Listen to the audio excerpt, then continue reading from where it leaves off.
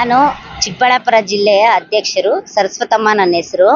ನಾವು ಹೋರಾಟ ಮಾಡ್ತಾ ಇರೋದು ಜನವರಿಯಲ್ಲಿ ನಾವು ಹೋರಾಟ ಮಾಡಿದ್ವಿ 4 ದಿವಸ. ಸಿದ್ದರಾಮಯ್ಯ ಅವರು ನಮಗೆ ನಿಮ್ಮ ಬೇಡಿಕೆಗಳನ್ನು ನಾನು ಈಡೇರಿಸ್ತೀನಿ ಅಂತ ಹೇಳಿದ್ರು. ಅದಕ್ಕೆ ನಾವು ಹೋರಾಟವನ್ನು ವಾಪಸ್ ತಗೊಂಡು ಬಂದ್ವಿ. ಇವಾಗ 8 ತಿಂಗಳಾಗಿದೆ. 8 ತಿಂಗಳಾದ್ರೂ ನಮಗೆ ಯಾವುದೇ ಅವ್ರು ಕೊಟ್ಟಿರೋ ಮಾತು ಉಳಿಸ್ಕೊಂಡಿಲ್ಲ. ಅದಕ್ಕೆ ನಾವು ಈಗ ಮತ್ತೆ ಹೋರಾಟ ಮಾಡ್ತಾ ಇದ್ದೀವಿ. ಮತ್ತೆ ಗ್ಯಾರಂಟಿ ಯೋಜನೆಗಳಲ್ಲಿ ನಮಗೆ 10,000 ಮಾಡ್ತೀವಿ ಅಂತ ಹೇಳಿದ್ರು, ಅದು ನಡೆಸ್ಕೊಂಡಿಲ್ಲ. ಮತ್ತೆ ಮಾರ್ಚ್ ಬಜೆಟ್ ಅಲ್ಲಿ 1,000 ಆಶಾ ಕಾರ್ಯಕರ್ತರಿಗೆ ಅಂತ ಅನೌನ್ಸ್ ಮಾಡಿದ್ರು. ಬಿಸಿ ಊಟದವ್ರಿಗೆ, ಅಂಗನವಾಡಿಯವರಿಗೆ 1,000 ಅವ್ರು ಕೊಟ್ಟಿದ್ದಾರೆ, ನಮಗ್ ಕೊಟ್ಟಿಲ್ಲ. ನಾವೇನು ಹೆಣ್ಮಕ್ಳು ಅಂತ ಕಾಣಿಸ್ತಾ ಇಲ್ಲ ಅನ್ಸುತ್ತೆ ಸಿದ್ದರಾಮಯ್ಯ ಸಾಹೇಬರಿಗೆ. ನಾವು ಹೋರಾಟ ಮಾಡ್ತಾ ಇರೋದು ಇದರಿಂದನೇ. ಇವಾಗ ಯಾವುದೇ ಕಾರಣಕ್ಕೂ ಈ 3 ದಿನದಲ್ಲಿ ನಾವು ಹೋರಾಟದಲ್ಲಿ ನೀವು ಎತ್ತೆಚ್ಚಿಕೊಂಡು ನಮಗೆ ಏನು ಕೊಡಬೇಕಾಗಿರೋದೆಲ್ಲನೂ ನಮ್ಗೆ ಸರ್ಕ್ಯುಲರ್ ಕೊಟ್ಟು ಇದು ಮಾಡಿದ್ರೆ ಕರೆಕ್ಟ್. ಇಲ್ಲ ಅಂದ್ರೆ ನಾವು ಮುಂದಿನ ಹೋರಾಟಕ್ಕೆ ಇನ್ನ ಮುಂದೆ ಹೋಗ್ತೀವಿ ಅಂತ ಹೇಳ್ತಾ ಇದೀವಿ. ಮತ್ತೆ ಕೊರೋನಾದಲ್ಲಿ ನಾವು ತುಂಬಾ ಆಶೆಗಳೆಲ್ಲನೂ ತುಂಬಾ ಕೊರೋನಾದಲ್ಲಿ ಪೊಲೀಸವರು ನಾವು ಮಾತ್ರನೇ ಆಚೆ ಇದ್ದು ಮತ್ತೆ ಎಲ್ಲಾ ಜನಗಳನ್ನು ಒಳಗಡೆ ಇರಿ ಅಂತ ಇರಿಸ್ಬಿಟ್ಟು ನಾವು ಕೊರೋನಾ ವಾರಿಯರ್ಸ್ ಅಂತ ಹೇಳ್ಬಿಟ್ಟು ನಮಗೆ ಬಿರುದು ಕೊಟ್ಟಿದ್ದಾರೆ. ಆ ಬಿರುದು ಬಂದಿರೋದು ಕರ್ನಾಟಕದಲ್ಲಿ ನಮ್ಮ ಆಶಾ ಕಾರ್ಯಕರ್ತರಿಂದನೇ ನೀವು ಆ ಬಿರುದು ತಗೊಂಡಿದ್ದೀರಾ.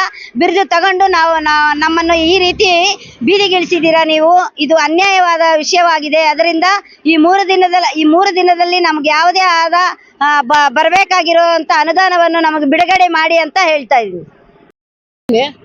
ನನ್ನ ಹೆಸರು ಲಕ್ಷ್ಮಿ. ನಾನು ಚಿಕ್ಕಬಳ್ಳಾಪುರ ಜಿಲ್ಲಾ ಉಪಾಧ್ಯಕ್ಷರು.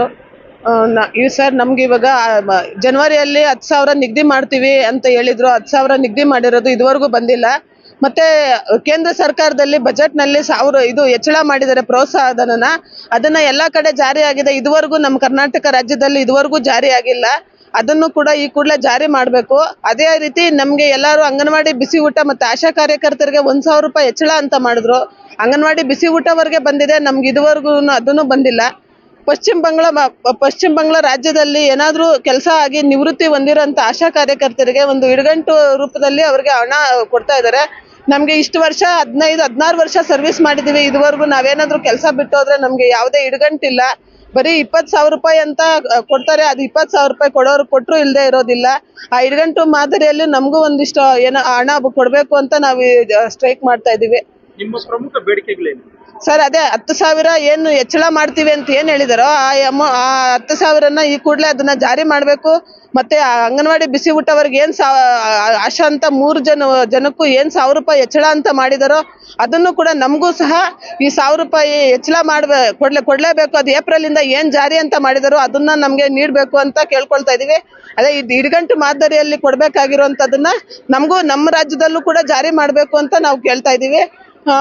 ಮತ್ತೆ ಆಶಾಸ್ನ ಈ ಜನಸಂಖ್ಯೆ ಆಧಾರದಲ್ಲಿ ತರ್ಕಬದ್ಧಗೊಳಿಸುವಕ್ಕೆ ಅಂತ ಆಶಾಸ್ನ ತೆಗಿತಾ ಇದ್ದಾರೆ ಸರ್. ಅದನ್ನ 1,000 ಜನಕ್ಕೆ 1,000 ಪಾಪ್ಯುಲೇಷನ್ಗೆ ಅಂತ ಒಬ್ಬರನ್ನ ತಗೊಂಡಿದ್ರು. ಈಗ ಅದನ್ನ ಜನಸಂಖ್ಯೆ ಮಾದರಿಯಲ್ಲಿ 2,000 ಇರ್ಬೋದು ಅಂತ ಆಶಾ ಕಾರ್ಯಕರ್ತೆಯರನ್ನ ಕೆಲಸದಿಂದ ತೆಗಿತಾ ಇದ್ದಾರೆ. ಅದನ್ನು ಕೂಡ ಯಾವುದೇ ಆಶಾ ಕಾರ್ಯಕರ್ತೆಯರು 16 ವರ್ಷ ಸೇವೆ ಮಾಡಿದ್ದಾರೆ. ಯಾವುದೇ ಆಶಾ ಕಾರ್ಯಕರ್ತೆಯರನ್ನು ಸಹ ಕೆಲಸದಿಂದ ತೆಗಿಬಾರ್ದು ಅಂತ ನಾವು ಈ ಹೋರಾಟದಲ್ಲಿ ಪ್ರಮುಖ ಆಗ್ರಹ ಮಾಡ್ತಾ ಪ್ರಮುಖ ಬೇಡಿಕೆ ಕೂಡ ಅದು ಒಂದಾಗಿದೆ ಸರ್. ನಮ್ಮನ್ನ ಕೆಲ್ಸಕ್ಕೆ ಸೇರಿಸ್ಕೊಳ್ಳೋವಾಗ ಸರ್ 1,000 ಜನ ಪಾಪ್ಯುಲೇಷನ್ಗೆ ಅಂತ ಸೇರಿಸ್ಕೊಂಡ್ರು. ಮತ್ತೆ ಯಾವುದೇ ಎಜುಕೇಶನ್ ಕೇಳಿಲ್ಲ ಸರ್. 7th 8th ಇರೋಂಥವ್ರನ್ನು ಕೂಡ ಆಗ ಕೆಲ್ಸಕ್ಕೆ ಸೇರಿಸ್ಕೊಂಡ್ರು.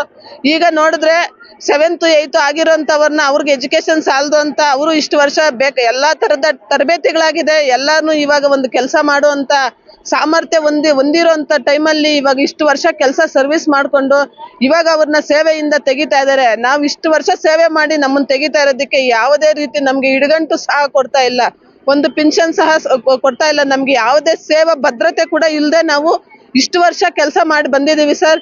ಈ ಕೂಡಲೇ ಮಾನ್ಯ ಸಿದ್ದರಾಮಣ್ಣವ್ರೆ, ನಮ್ಮ ಈ ಆಶಾ ಕಾರ್ಯಕರ್ತೆಯರ ಹೆಣ್ಣು ಮಕ್ಕಳನ್ನ ಬೀದಿಗೆ ಇಳಿಸಿದೀರಾ. ನಮ್ಮ ಈ ಏನ್ ಬೇಡಿಕೆಗಳೈತೆ ಅದನ್ನ ಆಗ್ರಹಿಸಿ ನಾವು ನಮ್ಮ ಬೇಡಿಕೆಗಳನ್ನ ಈಡೇರಿಸಿ ಇವಾಗ್ಲಾದ್ರೂ ಕಣ್ ತೆಗೀರಿ ಸಿದ್ದರಾಮಣ್ಣರೇ. ಕೊಟ್ಟ ಮಾತು ಉಳಿಸ್ಕೊಳ್ಳಿ ಅಂತ ನಾವು ಈ ಮೂಲಕ ನಾವು ಅಹೋರಾತ್ರಿ ಧರಣಿಯನ್ನ ಮಾಡ್ತಾ ಇದೀವಿ. ಇವಾಗ್ಲಾದ್ರೂ ಕಣ್ ತೆರೀರಿ ಸಿದ್ದರಾಮಣ್ಣ ಅವರೇ ಅಂತ ನಾವು ಕೇಳ್ತಾ ಇದೀವಿ ಸರ್ ಅವ್ರಲ್ಲಿ.